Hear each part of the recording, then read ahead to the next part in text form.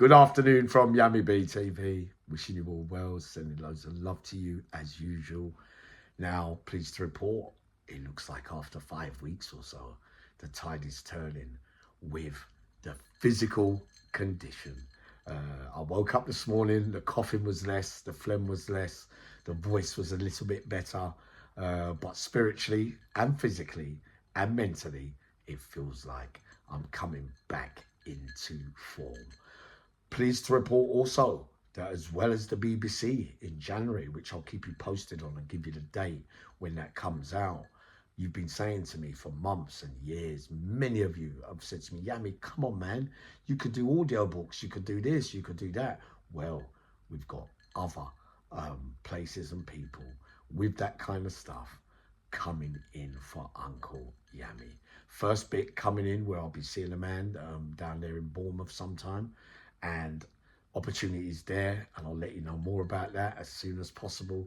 But it looks really, really good if you get what I mean. Now, along the years, this video will quite clearly show those when you're doing bad things for a long period of time, you might get the rub of the green and get bits of luck, especially in the category A's, where I was a liberty taker, where I was a horrible man around drugs and pulling strokes here, robbing this one, and paying Peter to pay Paul, using all the methods that I could to get my hands on that nasty stuff. And whilst you're doing that, there are going to be a lot of hurt people because they're not getting their money, and you've taken their things and you've taken their liberties, and they might not have had the chance to get you at that time. But like I said to you yesterday, there will always be a time when they will have their opportunity to get you back. So this is after the 13-year sentence. I'm all alone on the 8-year sentence. I'm older, obviously. I'm all alone as well. No visits, no support, surrounded by all different young gangs. From South London to East London to North London, all the postcode wars with the new bunch of youngsters in their 20s were having wars on a daily basis where people were getting hurt left, right and centre, and the staff just didn't seem to care. So in this prison, I was on the worstest wing possible. The wing where everybody, the ones that are no good on all the other wings where you've been bad or whatever, you get sent to this wing. Now, on this wing, during this time, all areas of London were there, of course, some big youngsters. I was still training at this time. The induction wing was opposite. Where newbies come in from different jails and they're coming in to start their stint in that prison, you can see them walking past our house block, our unit, our wing to go to the induction wing. Sorry. So, being all alone in a mess at this time as well, mentally, not really at my strongest. At this time, one of those days, like I do a lot, keep my eye on things because you never know who's coming, or because of all the wrong things you've done, you're always going to have things on your mind. What if this one? So during this time, a few people were turning up from the past that I had problems with in the category A's. So I was bobbing and weaving, dodging this, trying to get out of things. Like when you come off the wing, I used to do different methods because the working areas, you had to work out who would be coming from what direction so that you could bump into them. And if you had to commit violence, I'm afraid, you work out the area of the prison where, well, it's the art of war, if you get what I mean, in that particular environment. So on such a day, I'm looking out my window. I'm seeing 10, 15 new geezers coming from a local jail to go on to that induction wing. When I looked halfway through that crowd that were walking on the induction wing was a man, a big time gangster who I had problems with, who's been looking for me for years for taking a liberty around drugs, right? So he has never ever forgiven or forgotten what I did or allegedly did with somebody else, but I got the blame for nearly all of it. But the truth was, or my mum's life. It wasn't all me. But yet at the same time, I still played a part in doing something wrong. So I'm looking and my heart skips a beat because he is in that crowd. He knows everyone. So as soon as he's walking, people are looking out their windows. Yo, big man, what are you telling me? Yeah, oi, mate, you remember me? Oi, where you just come from, dude? So he's stopping, doing his stuff. I'm looking. He can't see me. But I'm watching very carefully. Remember, I know his character and how he works. He's a man who sells drugs regular, who normally has the run of every prison that he goes to. I was one of his foot soldiers once. And to be honest, a man that I loved dearly, but I let him down on that day in the Cat A's, and he has never forgiven me. So I'm watching, my heart skipping a beat. After seeing him, I know that he's going to be on the wing opposite me. I know trouble is coming my way. So I sit down on my bed. I work out. We know the area he's from. I know there are 5, 6, 7, 8 big, strong kids in their 20s that are from his area. But also during that time, I had my little young ones from West London that loved Uncle Yummy very dearly, and some from Brixton as well. We had Lions that way, Titty over there, kind of yard Jamaican geezer, and next to me was Tosh from West London, also my nephew Ryder, who I got caught up in. I told you in another story where one day he was having trouble and I had to pull out a blade, I'm afraid, and back him up. So I did have bits of love there for me at that time. But this figure we're talking about is a much bigger fish for me, if you get what I mean. And it proved to be so. So what was I thinking? The next day, I knew that our house block or wing had exercise, because your two wings can have exercise together. Our exercise was with their wing. So what am I going to do? I know now already through the grapevine that he knows that I am in this prison. But he doesn't know that I'm on the wing opposite him at that time. So the next day, I'm thinking, if I go out there and see him, because this is 20 odd years ago, this argument. If I go out there, there's going to be war. But I don't want to set the war on him and attack him because I knew I was in the wrong. So I was holding back, but yes, I still went out on the exercise. I went out in a disguise with a duffel coat on because it was winter and cold, and I put a hat on and I put a towel around my neck to cover my face kind of thing. So I was camouflaged. So when I went out onto the yard, he doesn't know that I'm on the yard. So he's surrounded by all his boys from east, north, west and south. What do? I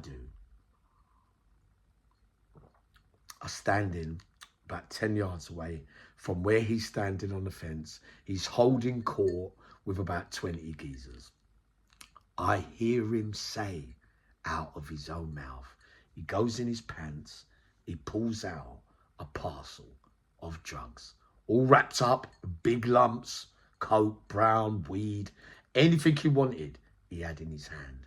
And I heard him say to the crowd, listen to me, there's a geezer called Yummy.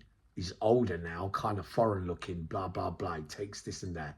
If anyone can do him, they will get this amount and that amount. So everybody's looking.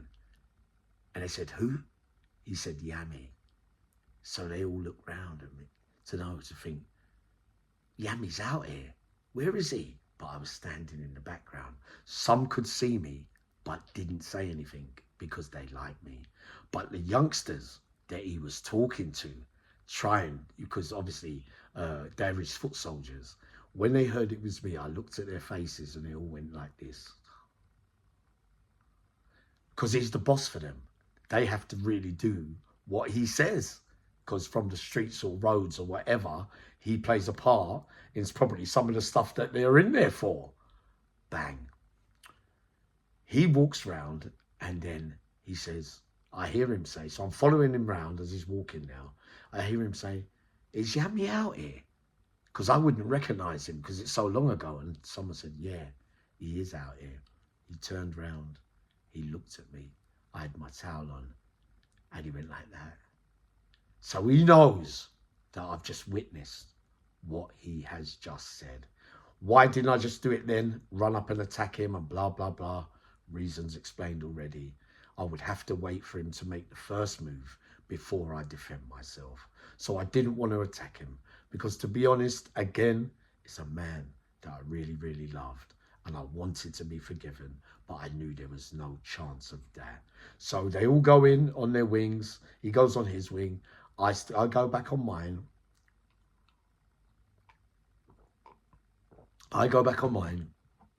And now all the youngsters are in one corner of the wing. So they're all looking at me, blah, blah, blah. And I can read their minds. But also, I've got my little young ones. Remy was there. Tosha told you all of them from Brixton South. They were all in the background doing their thing, watching as well. So the big man, out of all the youngsters, walks up to me and says, Uncle Yami. I said, yeah. What are you saying? He goes, you got beef with my uncle. I said, what? You talking my man, who you was on the exercise yard with? He goes, yeah. He goes, what happened? Yami, tell me how it went. So I told him directly and honestly how it went. He said, oh, man, you took a liberty, Yami, man. I said, yeah, I know, man. I know. So we left it. But in my mind, obviously, I'm thinking, who is he going to get to do the hit on me? So for about a week or so, I'm caved in. It felt like I was really caved in. I was all alone. Every single day I was at the curtain watching who he talks to when he comes out of his wing to go to wherever he's going, to the doctors or whatever, that kind of stuff. I was spying through the curtain to see who he was talking to. So then I thought, oh, he's talking to that youngster, a youngster on his house block. He was talking to a youngster on his house block with the big man youngster on my wing. So with my mind, when I'm watching it through the window, I'm thinking, I might be paranoid, right? I might be paranoid, but in the way that we used to think, or I used to think, and you know how I do it, I was thinking that you're telling him and he's telling him that, listen, there's a job to do. If you want to be part of our gang, you do this and we'll give you that. So I've got his face. This is how I'm thinking, but it doesn't mean I'm right. They could just be having a normal conversation. But this is how I used to think and how I was thinking. Bang. I wait. It's Friday afternoon. So remember, I'm on edge all the time. During this time, they got a youngster from somewhere. I knew that they were trying to get him to do me. So one night, imagine, I was smoking weed and I burst out laughing, right? You know when it makes you laugh sometimes and you're having fits of laughter? Because I was on a mad buzz and I was thinking, he's going to come from that direction. He's going to tell him. In my mind, I was working out all these scenarios about how he could get me, which way, when you walk to your workplace, when you go gym, when you go church, when you go to the mosque. I was thinking of all the ways that I was going to be prepared for an attack on me. So they tried to get a geezer on my wing first, because when I was leaning over the landing, they were all talking. And then this geezer started walking towards me. So what I did, I gave him the opportunity. I backed off into my cell and waited with my hand in my trousers, and he walked past the door, stopped, the door was open, and he was looking at me and I was looking at him. I said, yeah, what are you saying, youngster? He goes, no, just, but really, he'd come to do me and try and catch me vulnerable, but he must have lost his bottle at the last minute. So when he went back to the crowd, I could see they were oohing and ahhing, saying, you're out of the gang, kind of thing, that kind of stuff, right? But also, remember, there are youngsters looking out for me as well. So, but I'm all alone. So on this Friday, imagine, I said, I'm going to the mosque. And you know what? On this day, I was proper pissed off. I said, I don't like the way he's doing things. It's like he's not doing it himself. He's trying to get people to do it. So if I get a chance today, not in the mosque, I'll wait till we come out, etc., because, it's a place of God. But I went to the mosque knowing full well that he was going to be there. So when he turned up, He had about 3 lieutenants with him, 2 of them from my wing. So obviously they met on the walkway to come to the mosque. But these are massive, massive youngsters, right? So they'd be difficult for me to manage physically. But no, at that time I was physical as well with the weapons. Unfortunately and sadly and ungodly, I had to go into the mosque with weapons on me. You know what I mean? Forgive me, Lord, for I sinned.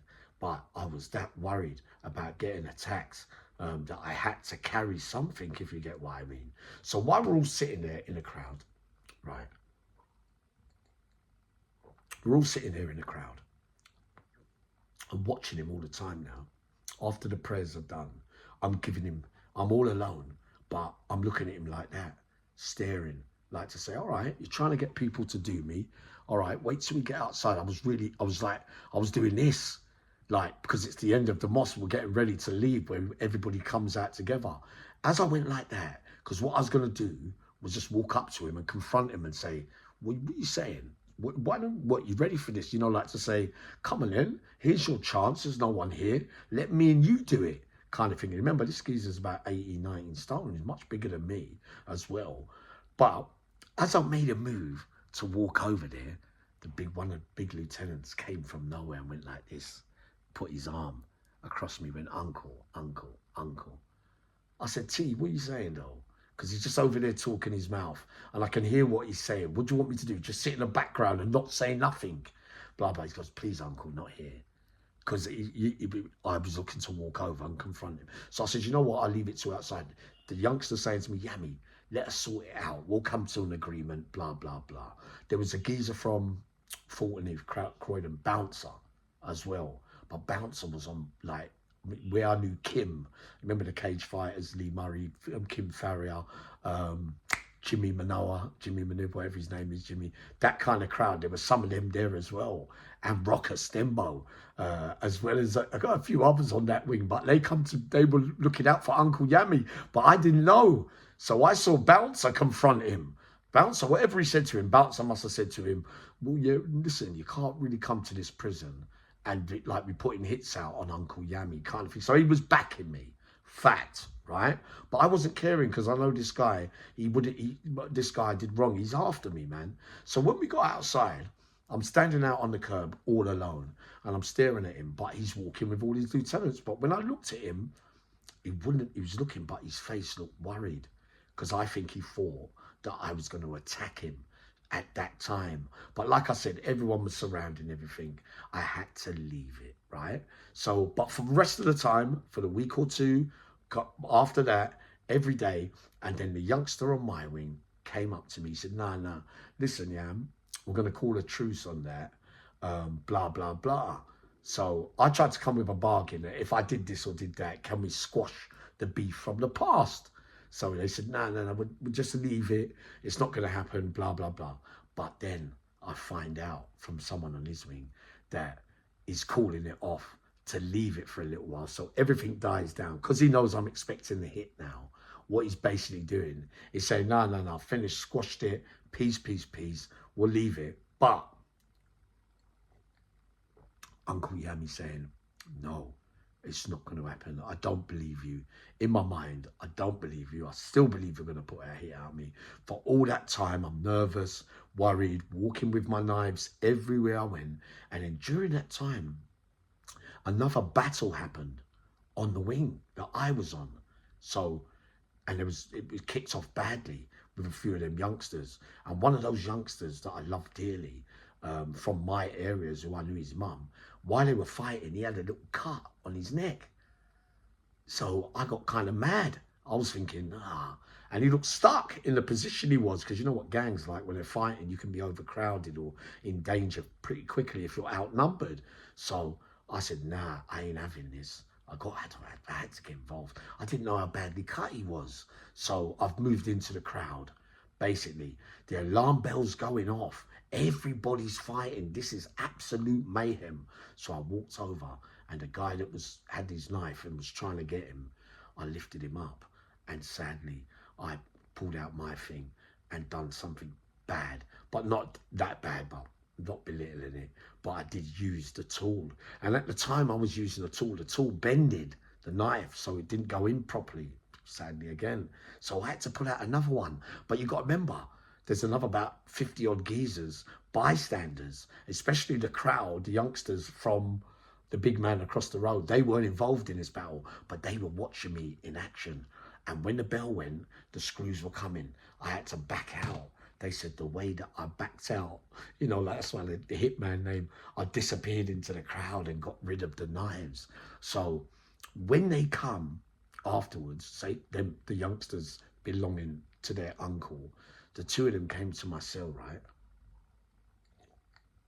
They said, Yami, you're dangerous, you know. I said, what do you mean? I said, I was just backing my friend. I said, what did you want me to do? He goes, no. He goes, listen. He goes, this is him to me. Yami, do you want us to get rid of, because there was one knife left. No, I had two knife lefts, and this isn't one of them. Yam, do you want me to get rid of that knife so you don't get in trouble? This is because all the bells going, everybody's getting banged up. So I gave him the bent one, but I didn't give him the steel one, because in my mind, I'm thinking he just doesn't want me to have a knife just in case they have to come for me. But that move there made them think more about me and think, with this bloody Uncle Yami, it's a different, how are we going to get to? So during that time, it continued and continued. Every day I used to go out to work, and I used to have my weapons. And when I used to go to my work at like education and that, I used to walk backwards and sideways, because I was so paranoid about who could do the hit on me, if you get what I mean. So, right, during this time, so after that war with the kids, one of those mornings I woke up. I said, F this, man. I know he's moved from that block now, and he's on one of the top wings, an enhanced wing. So he's looking to behave himself and get out earlier. He just got a new big sentence, blah, blah, blah. So what I did with a hot head, I woke up in the morning. I said, you know what? I'm going over for him. Fuck it. I'm going to go over there. So I went over to the wing that he was on. First thing in the morning, I was standing out on the wing, on his wing, all alone. And I shouted up to the window. And I said, yo, I said, what are you telling me? I'm outside now. Come out. And all the crowd are there. So he comes downstairs and he's making a lot of noise, but all his lot, remember, some of them like me, but I'm all alone. And I'm saying, yeah, but I goes, forget all the talking and getting people. I said, come, let me and you have it now, kind of thing. So they were sort of blocking it. Yeah, we don't want this to happen. We don't want it to kick off. Blah, blah, blah. But I was looking at his face. He's saying, no. Anyway, I want my decal. I want to behave. I don't need all this. And da-da-da-da-da-da. But I was on my own and I was ready. So it didn't go off. So then again, I got back to the wing. So what happened after that time? Them youngsters were playing tricks on me for a lot. Even though that bit died down, they were coming, like when I was in the shower and things like that. They would come in and bang the door and stand up in the shower room building joints and that kind of stuff while I was in the shower, thinking that I was naked, thinking I would get scared, thinking that I would have to run, but not knowing, of course, that Uncle Yami, even in the shower, I've got the big tool, so I'm always expecting it. But they were trying to shit me up to get me nervous. What they wanted me to do was run off, down protection and leg it, which you know is not going to happen. So one of those mornings after those games of turning up here, they, like when I was walking to get my dinner, there would always be one behind me and one, playing that game of trying to get me a bit. So one of those mornings, I thought about it overnight. I said, you know what? In the morning, I'm coming for all 7 of you. So in the morning, I woke up, my next door neighbours, friends, Tosh, Ryder, Lions, Titty, they were all there, Smiley. Everyone was there, right? I turned up in the morning. And I looked out, I had the duffel coat on with a towel on, and I shouted down. All their doors were opening, and they were putting their heads out of the door, and I was standing in the centre of the wing, and I was saying, yeah, what you saying now? I said, are you playing all these games with me? Come, I will take all of you on now. Not bigging myself up, but this is... So the youngsters next to me were laughing. They were saying to me, no, Uncle Yami, come on, because they didn't really, because they got on with that crowd. But then the big man from there, the youngsters from that side of town, walked up to me with his towel. He just got up and he walked over while I was just standing there waiting in the middle of the wing. He walked up and said, Uncle Yami. I said, yeah, so what you saying though? Like that. right? So he's looked at me, he knows I got a tool. He walked up to me. He went, Uncle Yami, you're reading it wrong. We finished with that. We're not on it no more. We're leaving it. Da-di-da-di-da-di-da, right? So I didn't, basically, the kids around me, they were standing this side and that side. I was all alone, to be honest, right? But the kids around me were thinking that I was off my rocker. And then the other two big ones, right? I said, what are you saying? Do you want to come? Anything you got to say, come, let's sort it all now, because I'm not living day to day worrying about who's coming for me and who's not. As a man, I'm saying to you, forget all the creepy stuff and the coward stuff. I said, come, we do it all now. No, Uncle Yami, we're not involved in any old man beef, blah, blah, blah. Leave it. We promise you. I goes, yeah, you're leaving it? All right, then, we're leaving it. But that's how the story went. And then, just to let you know, one of those times, during that time, I see him come out. He was coming from somewhere, like doctors, and he was walking back on his own. But this is before on the induction ring. And I walked out and I got the gate open because them days, I think after the education job, I got a cleaner's job for a little while. I said, officer, can you just open the door for me, please? And I came out and I met him in the centre of the bit where you have exercise that leads to that house block. And I walked up to him and I said to him, big man, come on, man, if we're going to do it, let's do it. Let's do it now. You know what I mean? Whatever you do, I was in the wrong, blah, blah, blah, blah, blah. So many years ago, coming under it, I pulled his hand. This is a big lump, right? I pulled his hand. I said, come, let's walk this way, kind of thing. And he said, nah. He said, nah. He said, listen, I'll squash it for now. But I ain't forgotten. I'll be honest with you, Yami. But I won't ever, ever talk to you again, kind of thing. So basically, he ceased fire for now. But I was still on my guard forevermore, if you get what I mean. So that was that time when the hit was on me, one of many times as well. Because remember in the Cat A's, there was, I'll get back to that story. But sending loads of love. Sorry, this is a long one, but I felt to tell you this today. All right? Sending loads of love.